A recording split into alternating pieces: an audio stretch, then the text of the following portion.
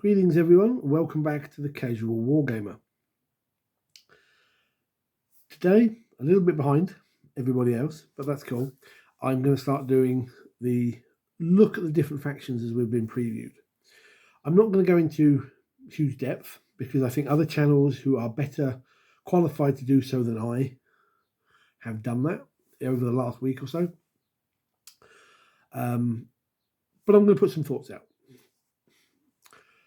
Space Marines. Right, so bear in mind, before I get into any of this, we don't know the full rules, we don't know the points, we don't know any of that cool stuff. This is just sort of my thoughts on the army and thoughts on the previews we've got thus far. I've played Space Marines since Rogue Trader. I've dabbled here and there with a couple other armies, most notably Death Guard during 7th and into 8th, a little bit Genestealer Cult in 8th. None of them really grabbed me. I've always come back to Space Marines as my favourite army in Warhammer 40k. And since 8th edition, I now play, or run I should say, a full Primaris chapter of my own creation. I like Space Marines. The reason I come back to them is the fluff, is the lore behind them. I like the whole action movie, over-the-top, super crazy, genetically engineered super soldier. That really grabs me more than any other army in the game. And that's why I always come back to them. I always stick with them. In the game, though, obviously, they cannot be as kick-ass as they appear in all the novels and the computer games and everything else. You know, it's a game. It still needs to have a level of balance. However, my personal view is that Space Marines have two small problems. One is that they are the intro army to the game. It's kind of implied, expected, however you want to put it, that somebody's going to start their introduction to 40k through playing generic Space Marines. And the idea is they get into the game, they enjoy it, but they soon realise that Space Marines are actually not great. And the other armies are far more interesting and more powerful to play. They've spent all this money on a basic Space Marine army, and then they jump ship to another army. It's been that way for as long as I can remember. The other problem is that the generic Space Marine army is a jack of all trades, master of none. They can do a bit of shooting, they can do a bit of psychic, they can do a bit of fighting. They're not great at any of it. Other armies specialise very, very much in how they play, and Space Marines generally don't. There is another third problem I always have with Space Marines, and that's the points cost. For what they are, Space Marines are overcosted. Even all the way back to when Warhammer 40k really took off here with my friends in the local game store, Space Marines get battered. And the reason they get battered is because everybody takes, even though they might be expensive, the weapons that are basically what used to be AP3. Back in the day, if your weapon was AP3, if you were 3, 4, 5, or 6, you didn't get a save. Even now, with the AP reduction,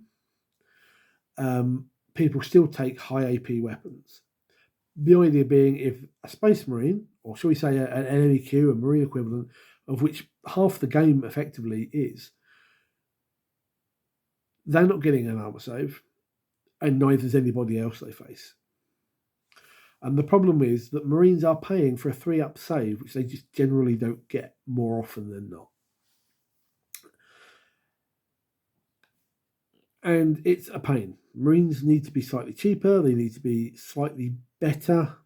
I mean, I play against opponents, and before the game starts, they'll run through all these abilities their army has, and I sit there and I go, well, I get to do a tactical doctrine and I get to re-roll this with a captain, and that's it.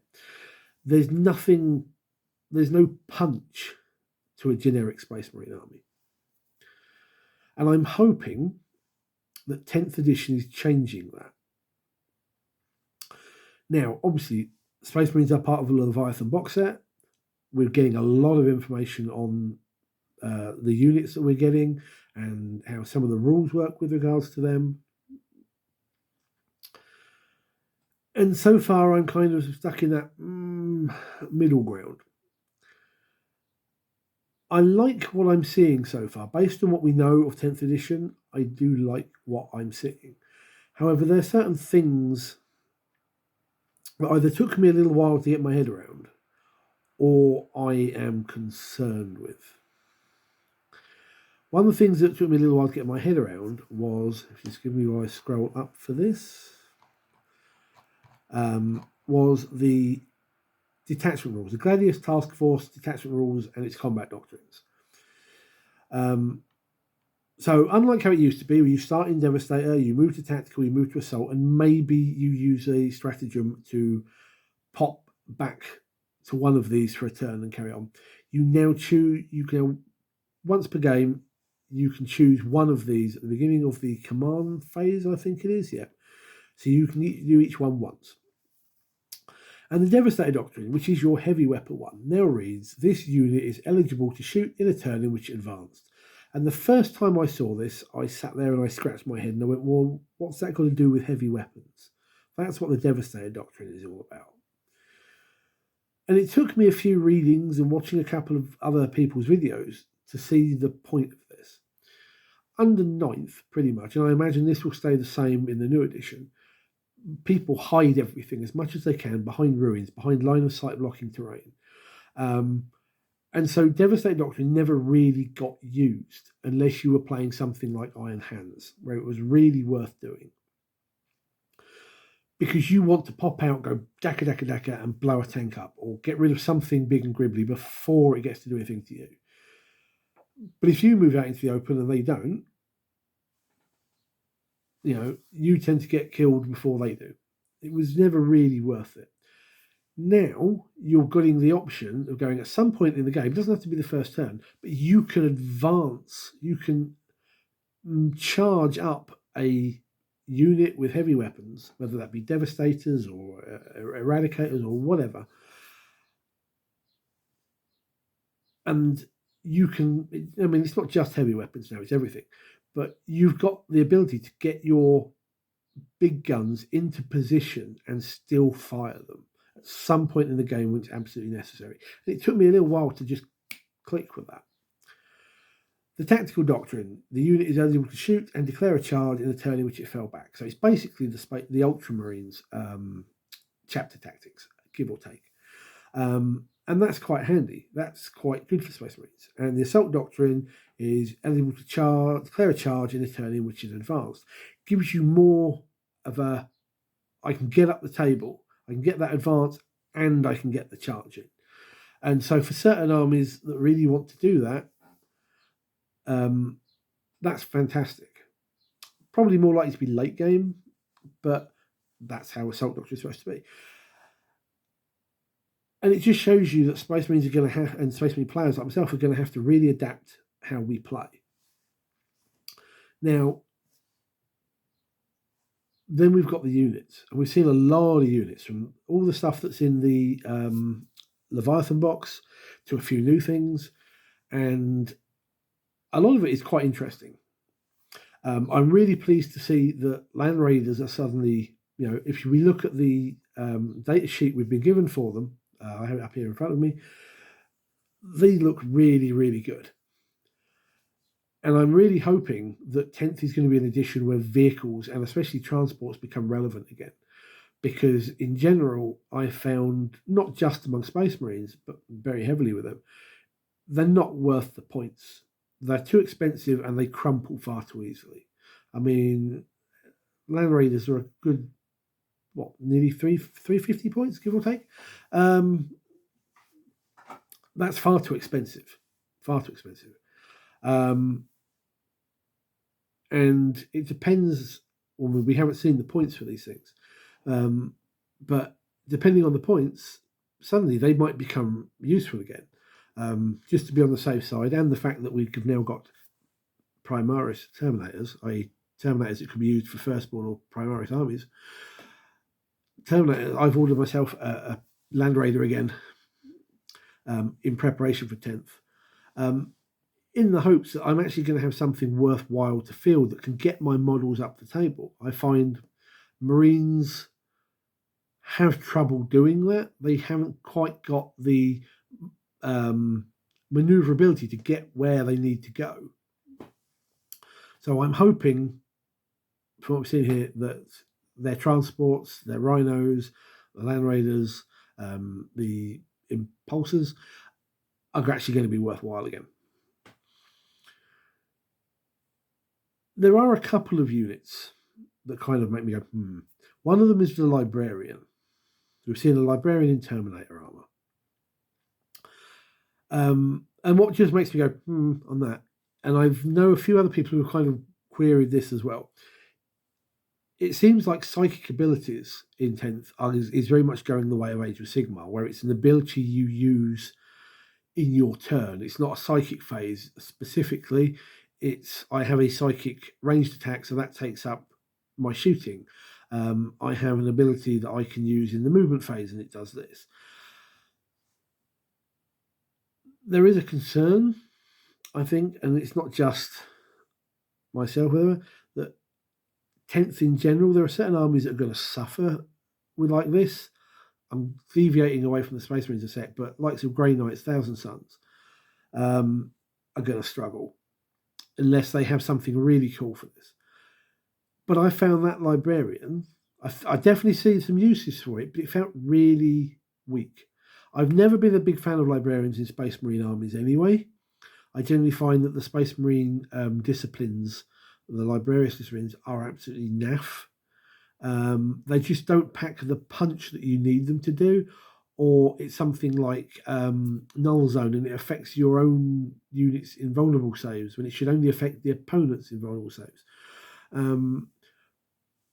I think from what we've seen here, I'm certainly going to start giving Librarians a try under 10th. Maybe they are going to be a bit better of an option. But I think they need to give us a little bit more on how the psychic... it depends on how we see other armies, but I think we need to see how psychics is going to work across the game, not just as this is a shooting attack and this is an ability I can do in the movement phase. We need to see how different units are going to be able to do it. For example, we've seen the Terminator Librarian. Is the basic Librarian going to have the same abilities? What will a Phobos Librarian have? And so on. What will Dark Angel, Blood Angel, and I was going to say Black Templars, but they don't get them. But Space Wolves, what are their Psychers going to do? Are they going to be the same as this? They're going to be different. Until we see whether psychic abilities are balanced across the armies, I don't know. The Librarian kind of... one unit that really does... again, until we see how 10th works, is the Infernus Marines with the Flamers. I've never been a big fan of Flamers. Yes, they auto hit. Yes, they do a nice, area effect, whatever. But generally, you get that auto hit, but you generally don't get good AP, and the damage is fairly... It's great if you can, what you're going up against. If you knew you're going up against something really limited, like Astra Militarum, or maybe loads of Gaunts or Orcs, something with low armor that you can just burn away. But if you don't know that that's what you're going to face, I generally find Flamers aren't great. And taking a 5 or 10 man squad of these, I'm not sure I'll use them. I'll certainly give them a try, because in theory, jumping them out of a transport at the right point, or if you can put them in a drop pod in 10th, might be good. But again, you've got to be knowing that they're worth the effort to put in. So I think they're a bit of a corner case unit for me. I'm not really too sure on them. The last thing I'm going to touch on in this actually goes back to one of the other previews where they showed us different weapons. And again, I'm repeating myself because we don't have the whole picture. But it comes down to, they showed us the Boltstorm gauntlets from an aggressor. At the moment, I use Boltstorm gauntlets, Boltstorm aggressors a lot. I play an Imperial Fist successor using the Imperial Fist chapter tactics with the exploding sixes for bolt weapons. And I like big 6-man block of Boltstorm aggressors. 6-man squad, I'm getting 36 shots off of that. Hitting on 3s. They might only winning on 4s, maybe 5s, but I'm filling the air with a lot of lead. And it works. And as the bolt weapon, 6s explode. I don't think I'm going to get the exploding 6s or the lack of a cover save in 10th. But they showed Boltstorm Gauntlets as being 3 shots rather than 6, and you just get to re-roll that dice. And part of me is seriously thinking, probably not going to bother fielding aggressors in 10th then, because that isn't enough shots. I can do better with other options. I might end up just taking Terminators in this instance. With an invulnerable save, which I really think aggressors should have had, the same, a 5-up invulnerable save, thereabouts. I think Terminators will probably replace them in my army. And that's kind of a disappointment to me. Again, I'm repeating myself over and over. We don't have the whole picture. It might be that, something else. But to me, the number of shots you put out is better than having fewer shots with a reroll. Yes, you're more accurate, but you're not getting the amount of potential damage output.